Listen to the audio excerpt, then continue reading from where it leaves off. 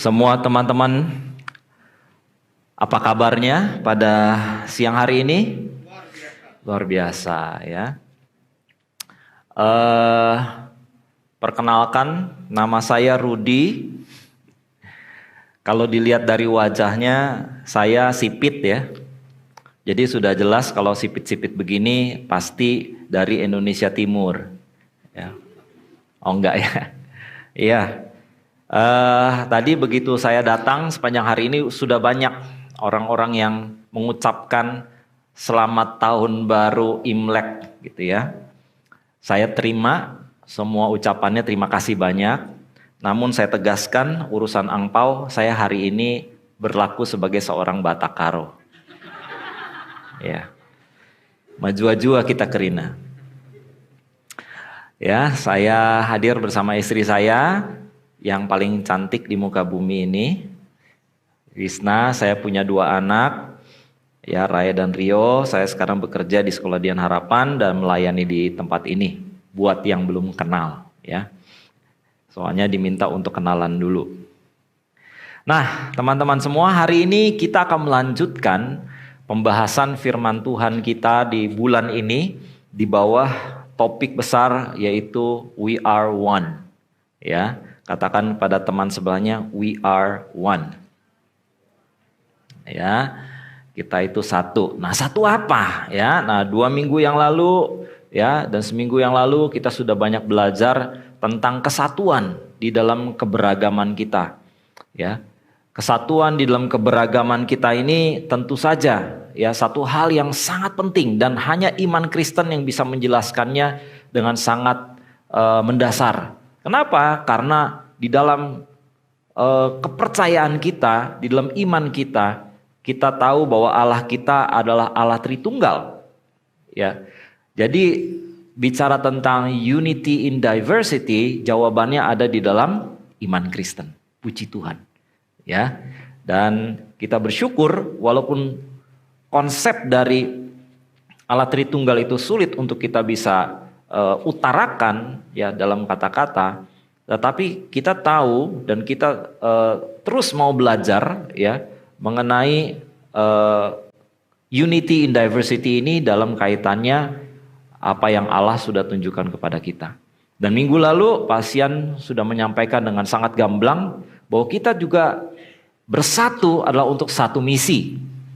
Ya, satu misi yaitu untuk kita bisa menjadi saksi Tuhan dimanapun kita berada. Ya, lagu yang terakhir tadi baik sekali.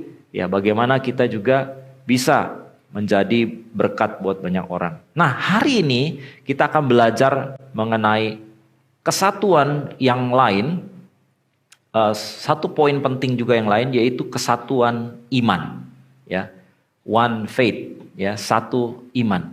Efesus pasalnya yang keempat ayat yang ke-6 ya itu dinyatakan di sana bahwa kita perlu memiliki satu Tuhan, satu iman dan satu baptisan. Nah, hari ini kita akan membahas memfokuskan diri kepada satu iman.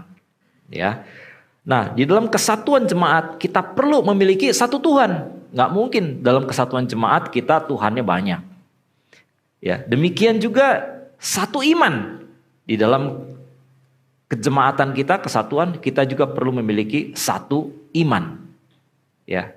Dan juga satu baptisan. Nah, kita tidak bahas yang lain, kita akan fokus pada hari ini bicara tentang satu iman dan hal yang lainnya mudah-mudahan di kesempatan lain kita bisa bahas. Nah, pengertian iman inilah yang perlu kita samakan dulu.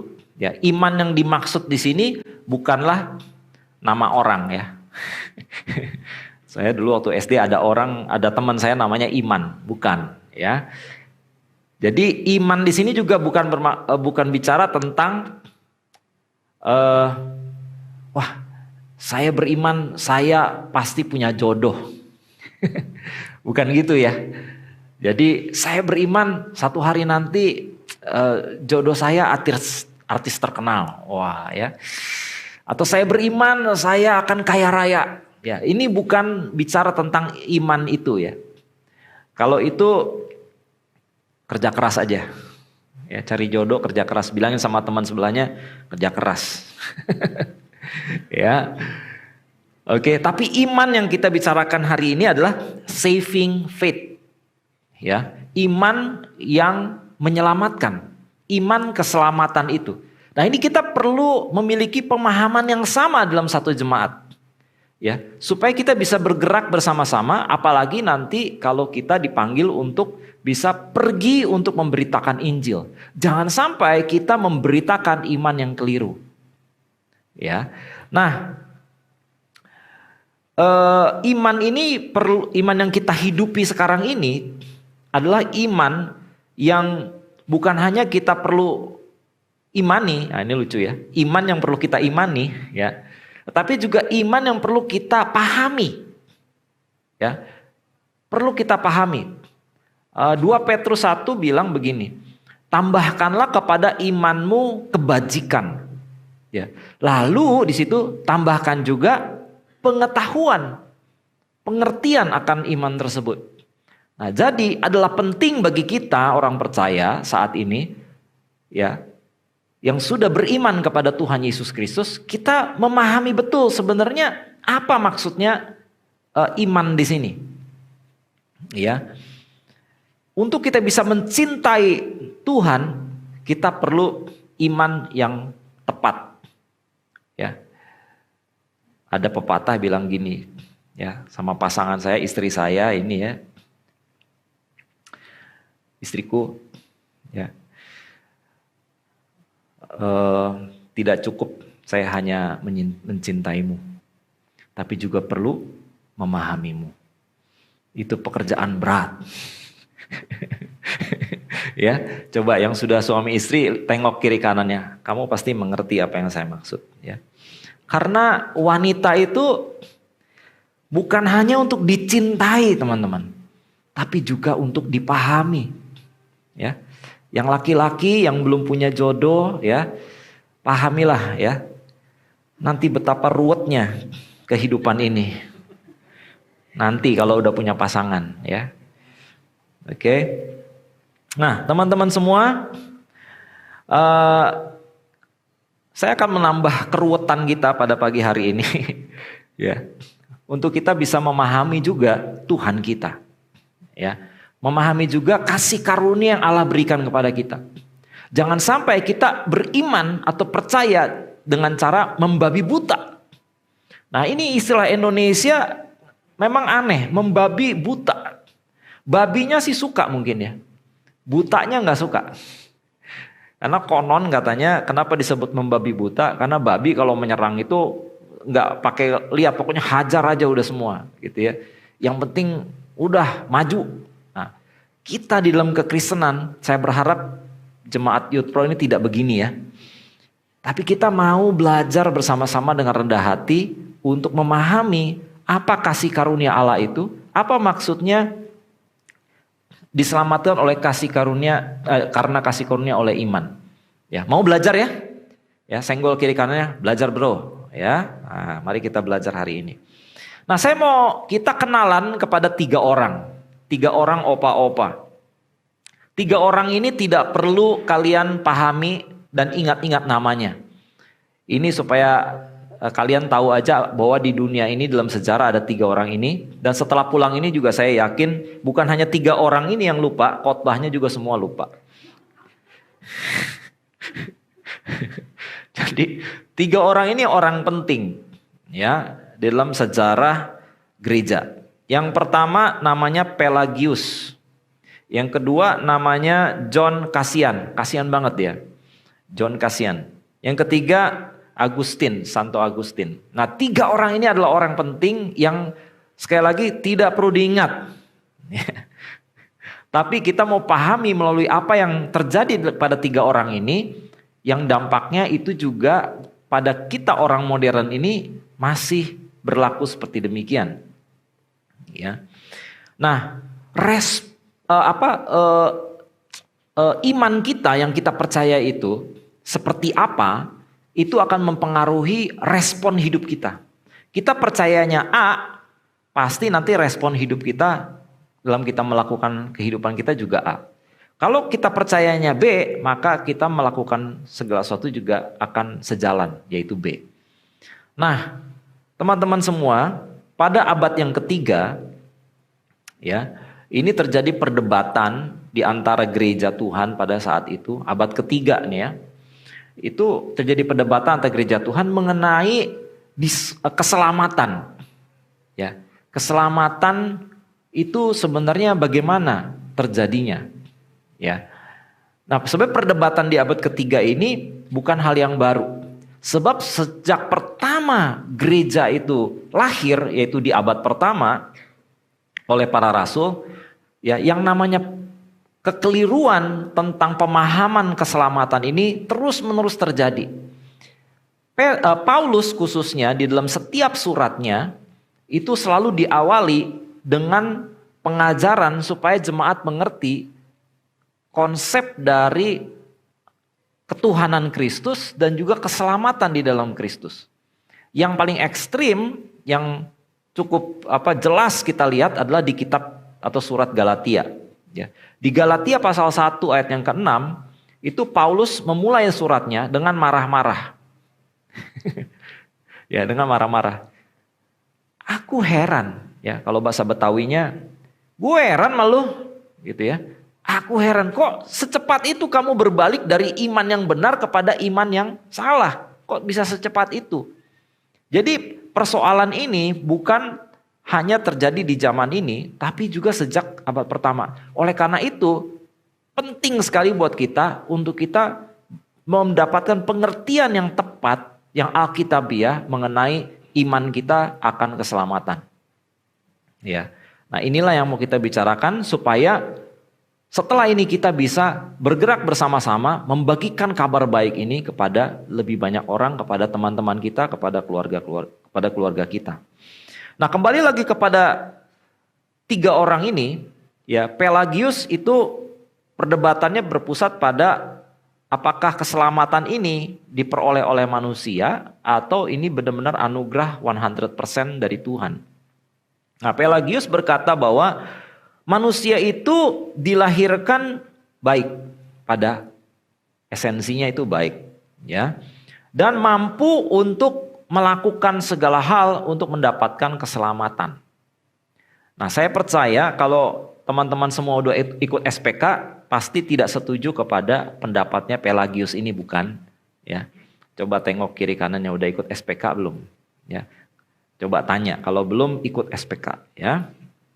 Nah, kalau kita punya iman seperti ini bahwa manusialah yang mampu untuk mendapatkan keselamatan itu, maka kehidupan kita pasti akan dipenuhi dengan kekhawatiran dan ketakutan. Kenapa? Ya, karena kita khawatir dan kita takut apakah saya selamat atau tidak. Setelah saya meninggal, saya kemana? Ya. Nah, oleh karena itulah kehidupan sehari-harinya dihabiskan untuk melakukan hal yang baik. Do good to be safe. Ya, saya harus lakukan sesuatu yang baik. Bukan hanya berbaik-baik hati, ya, bukan hanya dia melakukan ritual keagamaan, datang ibadah minggu, ya, komsel atau lain sebagainya, ya, juga bersedekah dan lain sebagainya supaya demi selamat. Gitu ya. Nah, yang kedua ini adalah John Cassian. John Cassian ini muridnya Pelagius, ya, kasihan dia. Nah, jadi kalau dia menambahkan sedikit bahwa perbuatan dan kasih karunia Allah ini bekerja bersama-sama, ya, bekerja bersama-sama. Nah, oleh karena itulah manusia, ya, ini di sini titik pentingnya harus berinisiatif, ya. Harus ada inisiatif dari manusia sehingga Allah itu memberikan kasih karunia-Nya. Ya, kita perlu pertama-tama melakukan sesuatu, ya. Lalu baru Allah memberikan kasih karunia-Nya. Kalau kita menolak, ya, Allah juga tidak akan memberikan kasih karunia-Nya. Nah, ini banyak sekali jemaat Tuhan itu dibingungkan dengan ajaran ini. Saya yakin juga di antara kita yang duduk pasti ada yang setuju sama si John Cassian ini. Tapi kalau teman-teman semua percaya sama si John Cassian ini, kasihan deh. Karena ini ajaran yang diturunkan juga di abad ke-17 itu disebut Arianisme.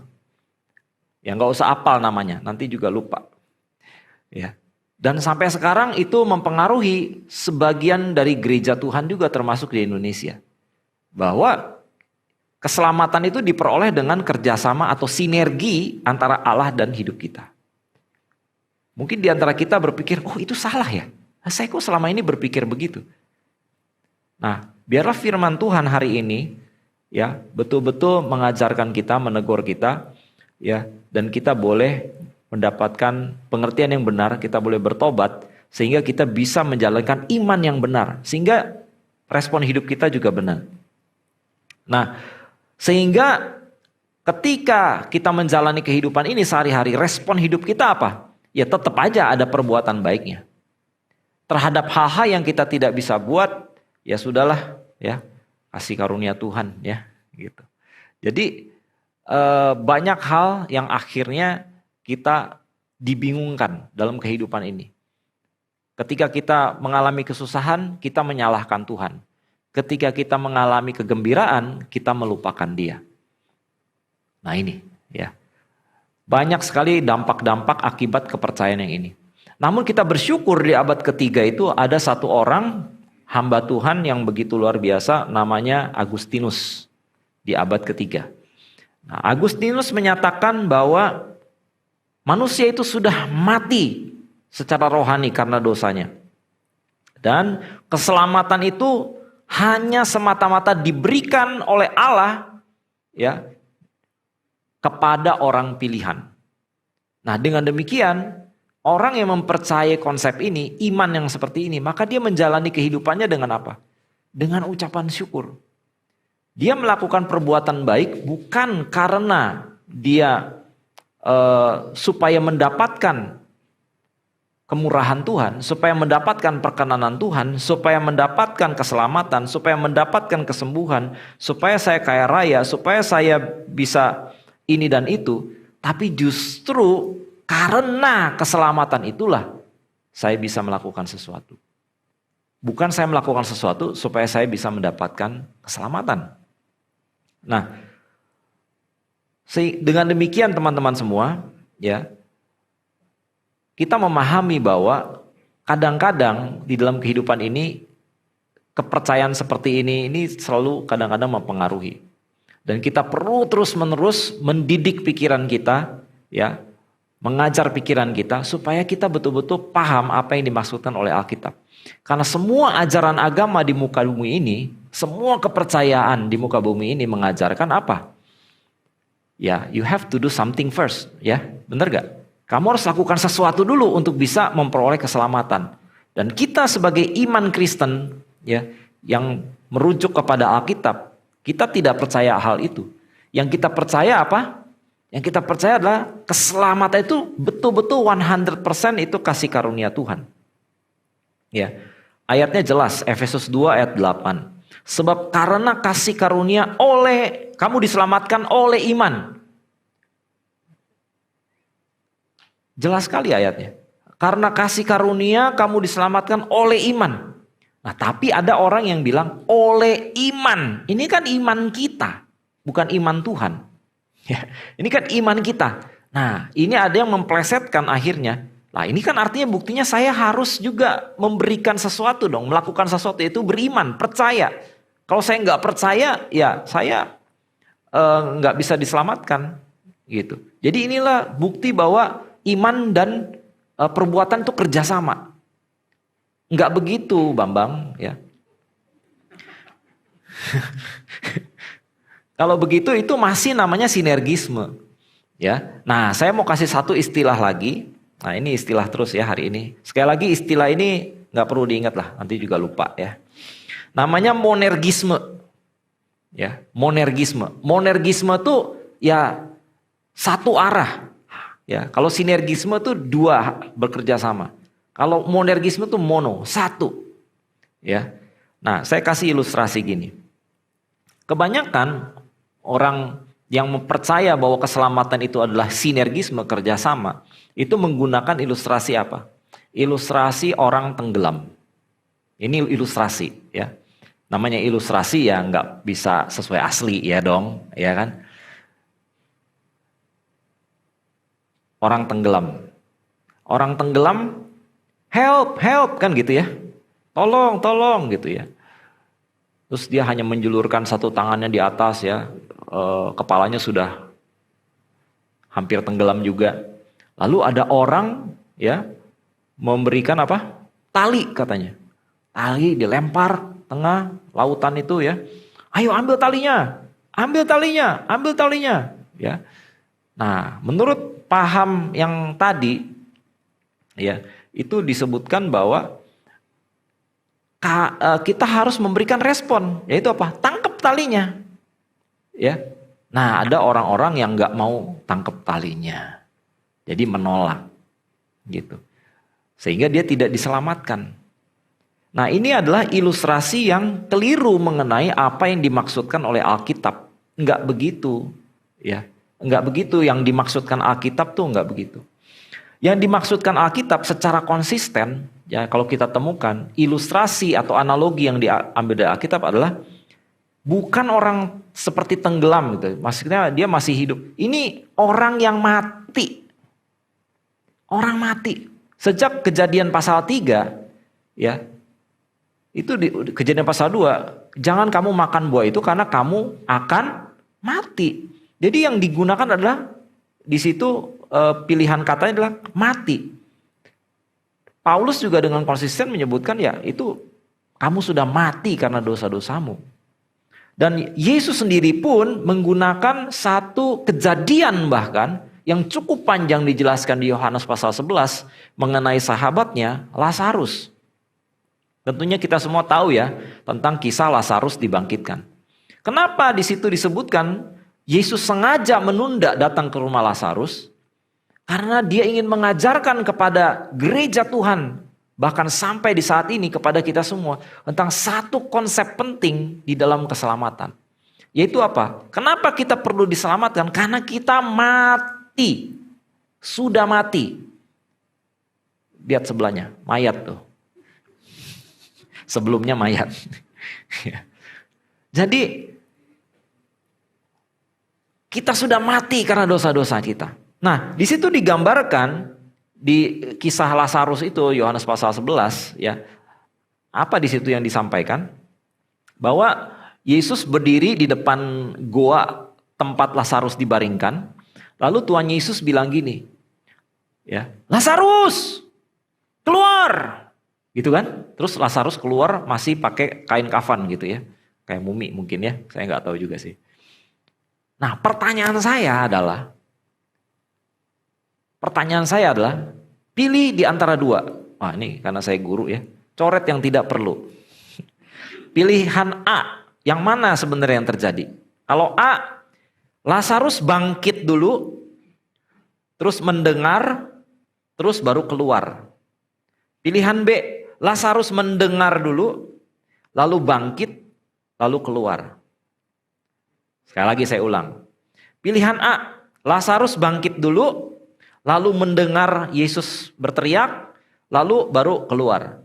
Pilihan B, Lazarus mendengar dulu, lalu bangkit, baru keluar. Coba bilang ke teman sebelahnya, pilihan lu apa?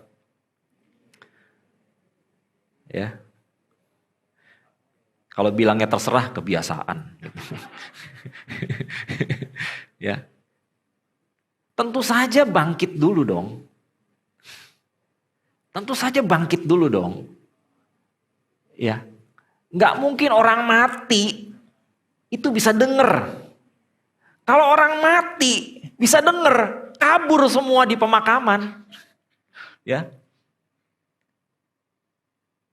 Nggak begitu, ya. Jadi itulah disebut mujizat. Yesus datang di depan Lazarus, goanya Lazarus dibaringkan itu. Yesus membangkitkan, ya. Lalu ketika Lazarus bangkit, Yesus berteriak, Lazarus keluar.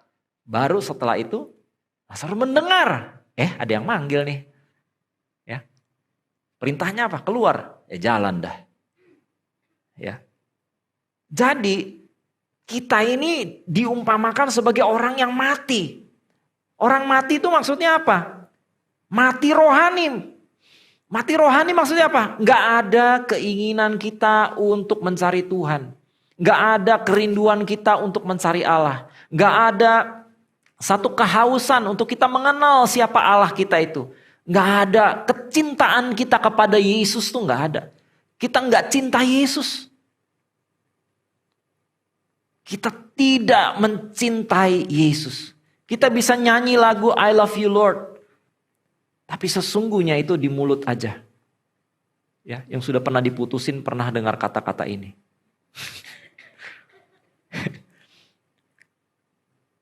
Hanya kata-kata saja. Sebenarnya kita tidak mencintai Tuhan. Kita jauh dari Tuhan. Ya. Nah, kita juga itu yang pertama. Analogi yang Tuhan Yesus berikan. Ya, hal yang lainnya, Paulus di kitab Roma berkata begini, iman itu timbul dari apa? Iman timbul dari pendengaran. Nah, pendengaran akan firman Kristus. Jadi kalau ada firman Kristus, baru tumbuh iman. Kalau ada firman Kristus, muncul seiman. Kalau tidak ada firman Kristus, tidak ada iman. Seseorang bisa percaya kepada Kristus karena ada firman yang pernah ditaburkan. Jadi ketika kalian memberitakan firman kepada teman, keluarga yang belum percaya, tabur terus.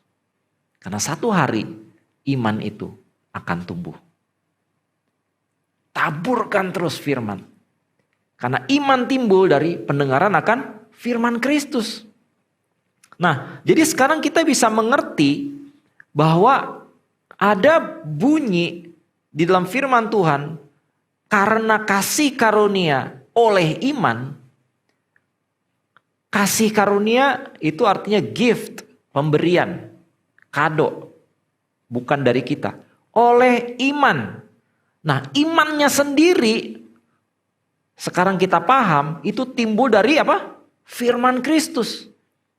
Ketika firman Kristus muncul, ketika Yesus berteriak seperti Yesus berteriak kepada Lazarus, sebelum itu roh kita dibangkitkan.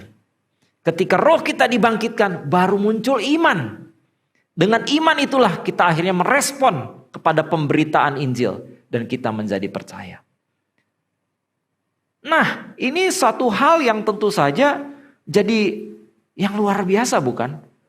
Jadi kita nggak ada andil apapun di dalam keselamatan. Kita menjadi orang pilihan tanpa andil apapun.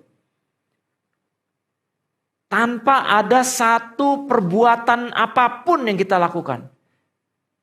Tidak salah Roma pasal 5 berkata, kita sudah dikasihi oleh Tuhan bahkan saat kita masih berdosa.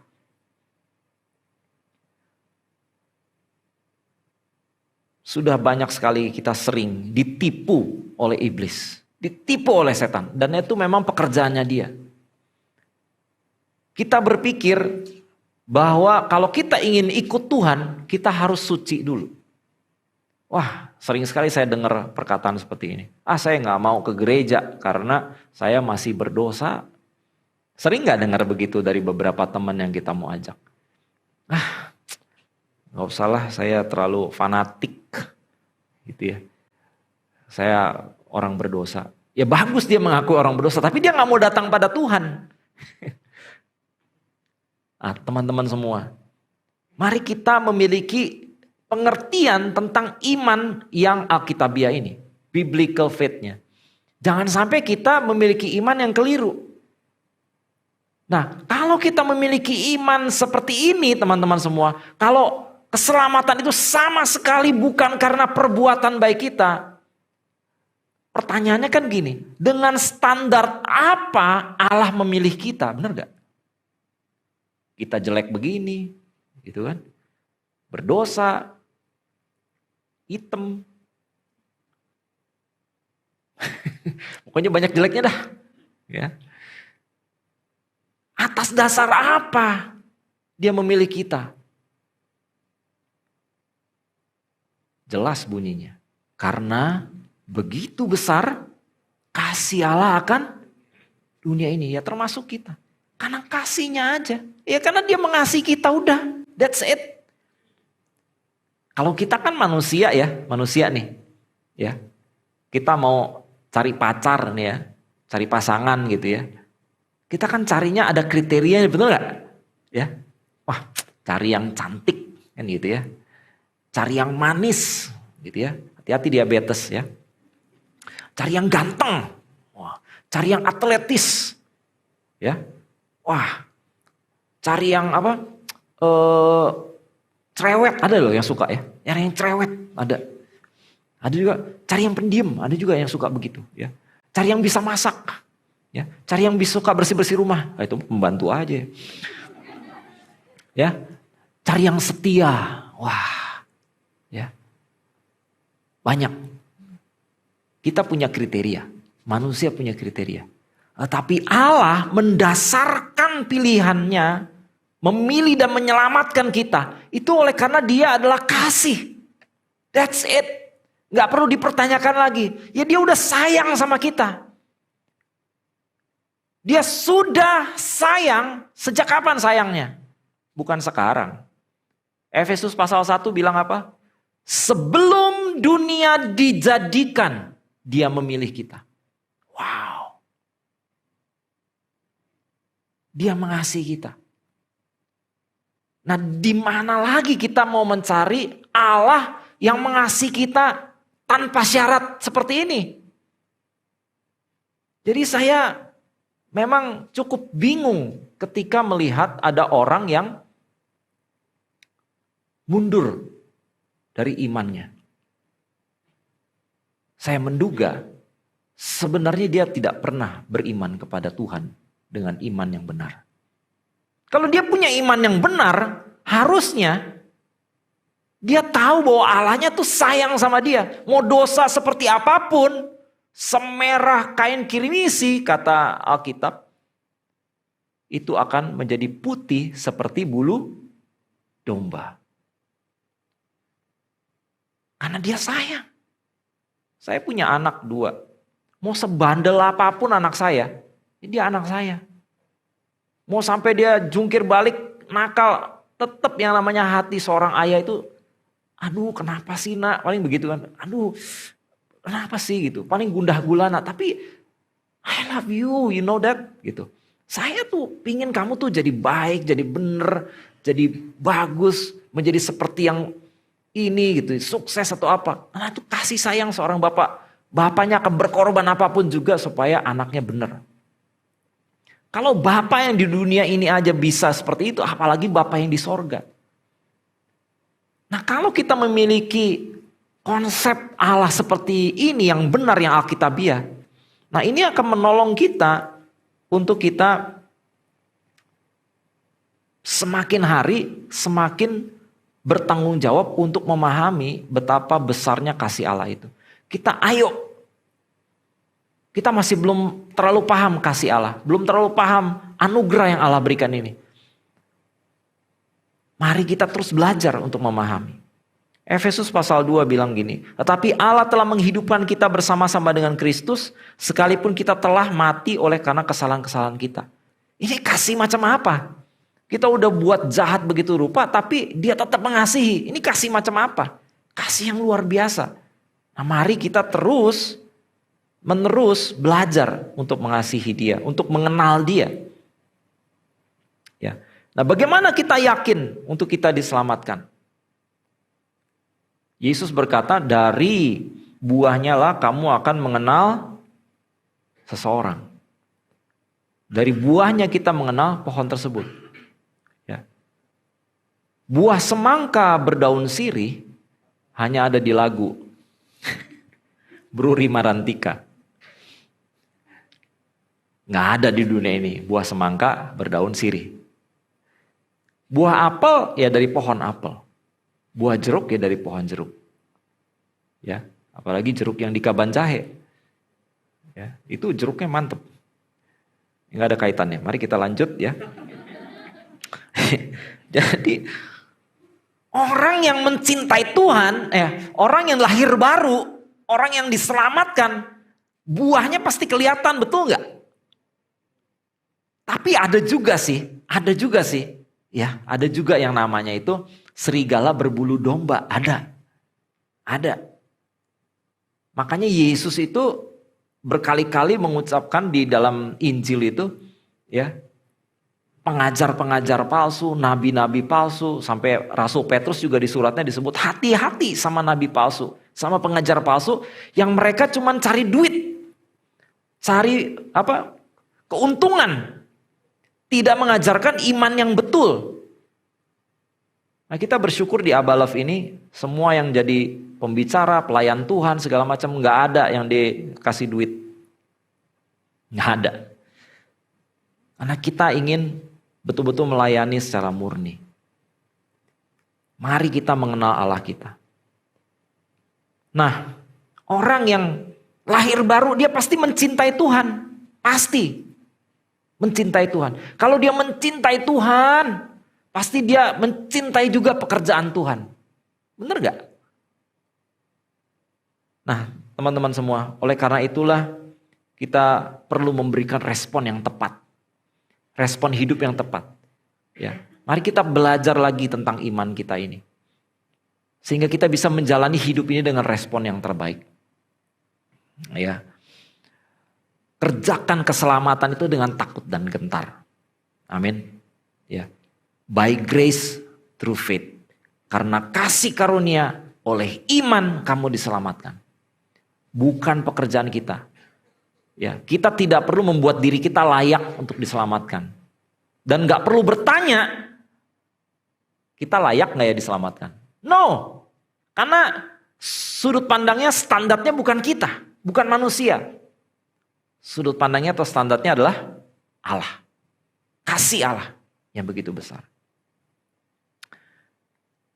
Nah, sebentar lagi ada rekan kita, Prisna, yang akan sharing sedikit mengenai tanda-tanda orang yang diselamatkan. Nah, tolong dipahami ketika kita berbicara tentang tanda orang diselamatkan, ini bukan syarat ya. Bukan syarat loh. Tandanya ada banyak. Kalau kita baca surat 1 Yohanes, itu semua tanda orang percaya. Tanda orang diselamatkan. Nah, ada yang semua tanda, ada salah satu yang lebih menonjol dari yang lain. Tapi ini bukan syarat sekali lagi. Ini tanda. Ketika kita mengenali ada orang yang seperti ini, sepertinya kita bisa sedikit diyakinkan bahwa orang ini sudah lahir baru. Yuk kita berikan tepuk tangan buat Prisna. Silakan Prisna.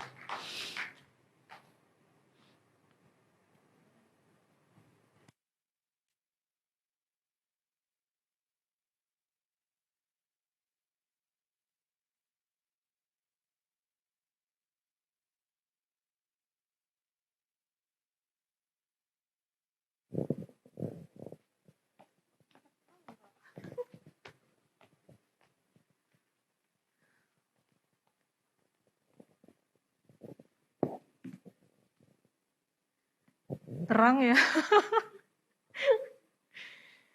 Oke, Pak Rudi, tim, teman-teman, thank you ya buat kesempatannya. Tim Mulmed boleh dilanjut slide-nya.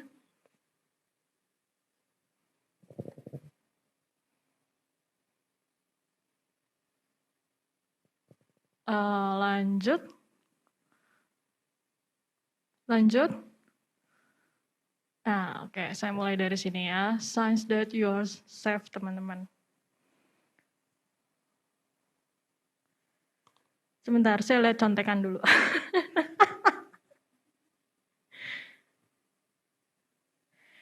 Oke, teman-teman, signs that you are safe.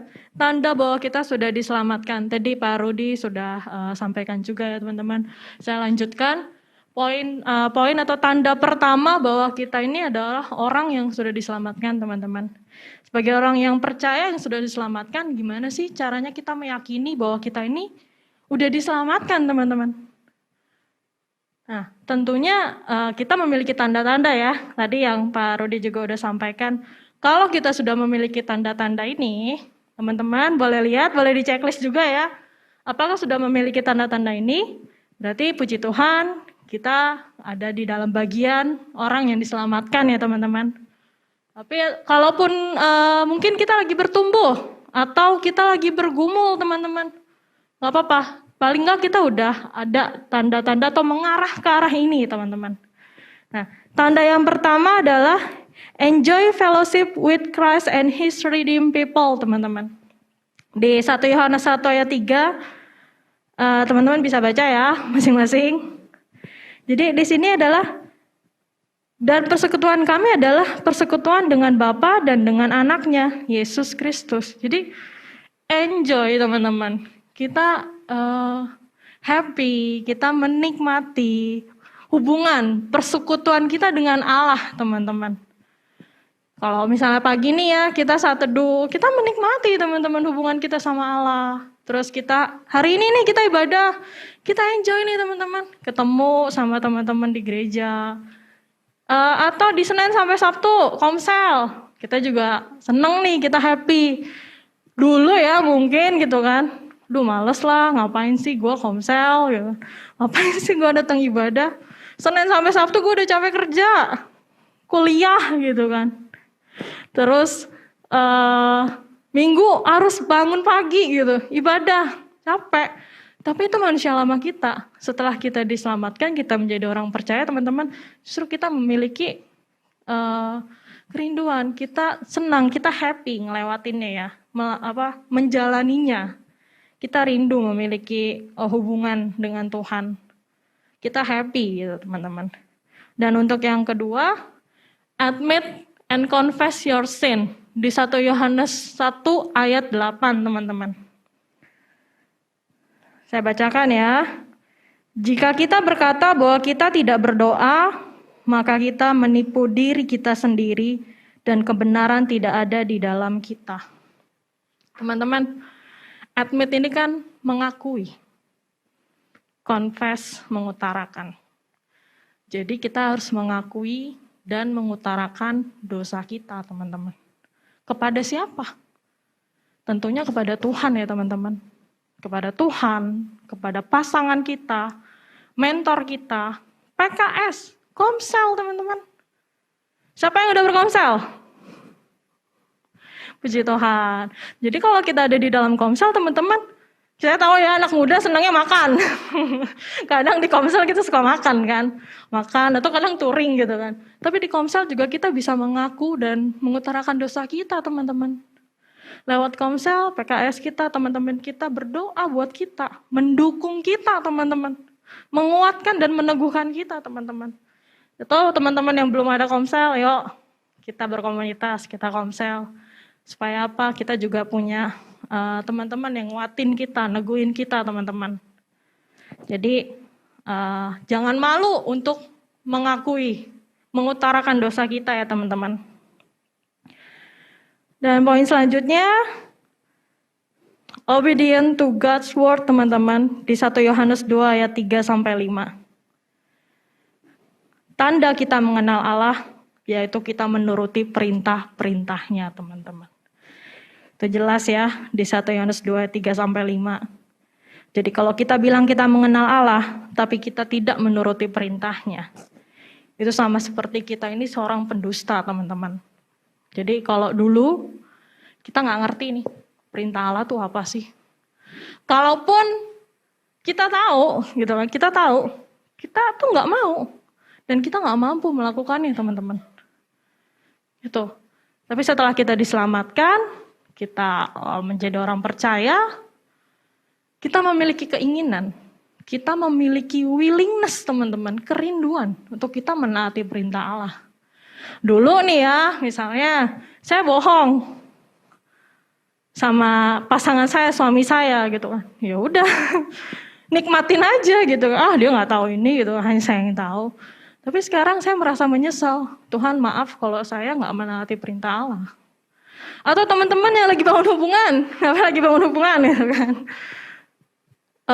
Enjoy, nikmatin dosa jatuh di dalam ketidakkudusan dulu.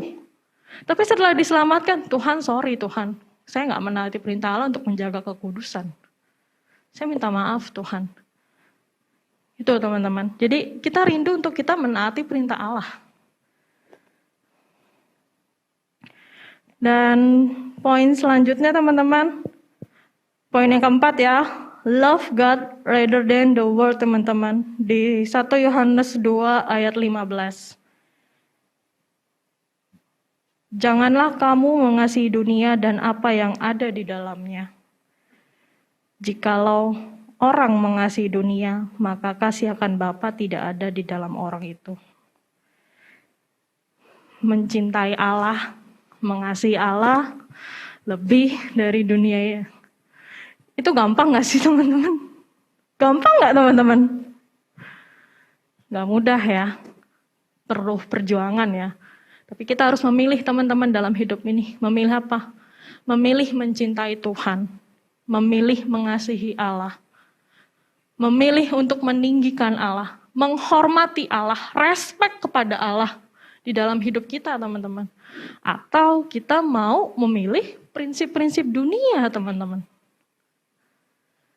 Contoh ya teman-teman. Kita tahu kalau kita mau buat SIM. Kalau ikutin peraturan kan nggak mungkin 1 kali lulus ya, bener gak? Ada nggak yang 1 kali langsung lulus? Tanpa nyogok. Aduh sorry. Saya gitu kan. Pasti berkali-kali. Bahkan saya pernah dengar ya, Pak Rudi, Ko Fendi waktu itu. Mereka bilang, mereka sampaikan sampai 5 kali, 8 kali. Tes murni teman-teman, ujian tertulis dan praktek. Mereka nggak lulus-lulus. Tapi terus berkali-kali sampai akhirnya lulus. Bersyukur kita punya teladan teladan leader seperti Pak Rudi, Ko Fendi, terus si Fang Fang yang jadi teladan buat kita ya teman-teman. Mereka memilih untuk mengasihi Allah. Mereka nggak pakai prinsip-prinsip dunia untuk nyogok, shortcut ya, cari jalan pintas untuk cepat ya teman-teman ya. Atau kita nih anak muda yang lagi bangun hubungan. Kita tahu nih dari awal teman-teman, kita beda keyakinan. Duh Tuhan dia cantik, dia ganteng Tuhan. Kerjaannya oke, keluarganya oke Tuhan. Saya mau lanjut sama dia nih. Kita diperhadapkan dengan pilihan apakah kita mau mengasihi Allah atau kita mau memilih dunia ini teman-teman. Jadi teman-teman, ketika kita bilang kita mengasihi Allah lebih dari siapapun di dunia ini. Mengasihi Allah bukan hanya dengan kata-kata teman-teman. Tapi dengan hati kita, pikiran, tindakan kita teman-teman. Itu yang Tuhan harapkan mau kita kerjakan. Jadi 4 poin pertama, tanda-tanda bahwa kita diselamatkan. Yang pertama adalah kita menikmati persekutuan kita dengan Allah. Dengan orang-orang yang diselamatkan. Yang kedua, kita mengakui dosa kita teman-teman. Yang ketiga, kita patuh kepada perintah Allah. Yang keempat, kita mengasihi, mencintai Allah lebih dari dunia ini teman-teman. Demikian yang dapat saya sampaikan. Thank you. Iya, thank you Prisna. Nah teman-teman semua, ya sekali lagi ini tanda bukan syarat. Ya, tanda. Ada yang lain lagi masih banyak ya, cuman karena waktu saya ingin poin satu hal. Juga kita ada keinginan willingly to testify. Ingin sekali untuk bersaksi, berbagi tentang iman kita kepada orang lain. Atau setidaknya mengajak mereka untuk mereka bisa juga mengikut Tuhan. Ikut komsel juga, ikut gereja juga. Ya. Nah teman-teman semua, di dalam tema besar kita ya di tahun ini, go and be fruitful. Mari di sepanjang tahun ini buat komitmen satu setidaknya. Mari kita memahami betul-betul iman di dalam Kristus ini, ya. Sehingga dengan iman itu kita bisa berjalan dengan benar sesuai dengan firman Tuhan. Kalau kita Yakinlah kalau kita lahir baru, pasti kita punya iman yang benar. Nggak mungkin kita imannya nggak benar kalau kita lahir baru. Pasti kalau lahir baru imannya pasti betul. Ya. Nah, tapi ingat perkataan Petrus, tambahkan kepada imanmu kebajikan dan kepada kebajikan pengetahuan. Kita belajar terus, ya. Kita pasti masih bisa jatuh dalam dosa. Ya, masih bisa jatuh bangun. Mungkin saat ini juga kalian ada yang merasa saya lagi jauh dari Tuhan. Atau saya mulai meragukan Tuhan. Atau saya mulai sebel sama Tuhan. Kecewa. Ya. Dia mengasihi kita tetap. Dia setia. Bahkan dia tetap memelihara kita. Yohanes 17 katakan, aku memelihara mereka dalam namamu, yaitu namamu yang telah engkau berikan kepadaku. Aku telah menjaga mereka dan tidak ada seorang pun dari mereka yang binasa. Satu kali Allah sudah pilih kita. Sebelum dunia dijadikan, dia nyatakan kasihnya kepada kita. Dan itu tidak akan pernah gagal. Dia pelihara kita. Apa yang sudah diberikan oleh Bapa kepada Kristus. Kristus akan jaga supaya mereka tidak akan binasa. Yesus akan kejar terus. Kemanapun engkau pergi. Karena dia mengasihi engkau. Mari kita tundukkan kepala. Mari kita datang kepada Tuhan. Allah menyelamatkan kita karena kasih karunia-Nya. Iman dibangkitkan di dalam hati kita. Karena roh kita yang pertama-tama dibangkitkan. Keselamatan kita bukanlah disandarkan pada perbuatan apapun. Tapi pada pengorbanan Kristus. Nah, Kristus telah mengasihi kita. Maka kita dapat beriman bahwa kita diselamatkan dan kita mencintai Dia. Pertanyaan besarnya pada siang hari ini, apakah kita mencintai Tuhan? 3 kali Petrus ditanya oleh Yesus setelah Yesus dibangkitkan, apakah engkau mengasihi aku? Mari kita jawab panggilan lembut Tuhan ini. Yesus memanggilmu dengan lembut. Kalau hari ini engkau sedang dalam pergumulan iman, engkau sedang dalam pergumulan hidup sekalipun, maukah berikan waktu ini 5-10 menit ini, kita datang kepada Tuhan dengan sungguh hati, kita buka hati kita, kita responi panggilan Tuhan dalam hidup kita. Semua tenang, semua tundukkan kepala, semua berbicara kepada Tuhan secara pribadi. Ungkapkan segalanya.